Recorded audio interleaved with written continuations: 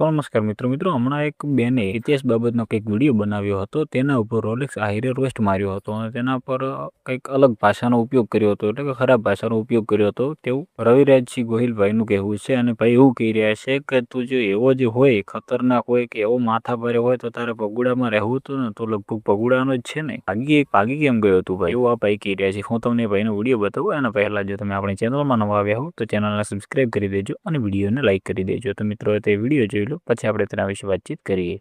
Rolex Ahir નામના ID વાળા વ્યક્તિએ જે દીકરીબાઈ ઇતિહાસ બાબતનો વિડીયો બનીને એમાં જે રોસ્ટ કર્યો, એમાં જે એને ભાષાનો પ્રયોગ કર્યો, આને તો કોઈ સંજોગોમાં સહન કરવામાં નહીં આવે. ખાસ કરીને આ હલકટ વ્યક્તિ, જો રોલેક્સ આહિર નામના આઈડી વાળો વ્યક્તિ તો જો એટલો જ પાવર વાળો હોય તો તું પોતે તારો આશરો મૂકીને ભાગી હું કામ ગયો? તું ભગુડાનો છો ને ભગુડામાંથી તું ગઈકાલનો ભાગી ગયો છો, તો એટલો જ તું પાવર વાળો રે આગળ, તને ખબર પડે કેટલા વિશે હોતા. પણ આજ નહીં તો કાલ વાત જ્યારે કોઈ પણ સમાજની બેન દીકરી ઉપર આવે ને ત્યારે કોઈ પણ સમાજ હોય સહન ન કરે. ને અમારી આ લડત એ કોઈ સમાજ સાથે નથી.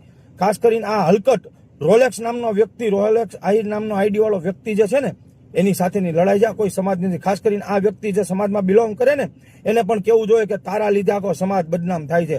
અને ખાસ કરીને તું જો એટલો જ પાવર વાળો હોય ને તો એકવાર મૂક તારું લોકેશન, બાકી આને તો સહન કરવામાં આવશે જ નહીં. ને ઘણા બધા સમાજના તો મિત્રો તમે વિડીયો તો જોઈ લીધો હશે, તેમાં ભાઈ એવું કહી રહ્યા છે કે બેને ઇતિહાસ બાબતે વિડીયો બનાવ્યો હતો અને એવો કોઈ પણ કલાકાર નથી, લગભગ બધા સમાજોની અંદર જ છે જે જાહેર સ્ટેજ ઉપર પણ તેમનો ઇતિહાસ કહેતા હોય છે. તો ત્યારે તો કોઈ પણ વ્યક્તિ આ રીતના વિરોધ નહોતો કરવાનો. ભાઈ તે રોસ્ટ વિડીયો કેમ બનાવ્યો? અને આ એક અમારા સમાજની દીકરીની વાત નથી, ગમે તે સમાજની દીકરી હોય તેના ઉપર જે આવી ભાષાનો પ્રયોગ કરવામાં આવશે કે રોસ્ટ વિડીયો બનાવવામાં આવશે તો કોઈ પણ રીતે સહન કરવામાં આવશે અને તેનો જે જવાબ તો તને આપવામાં જ આવશે. અને તું એવો જ હતો તો તારે રહેવું તું ને ભગુડામાં, તું ભગુડાનો જ છે ને, તું ગઈકાલનો એટલે કે 2 દિવસનો ભાગી કેમ ગયો છે ત્યાંથી?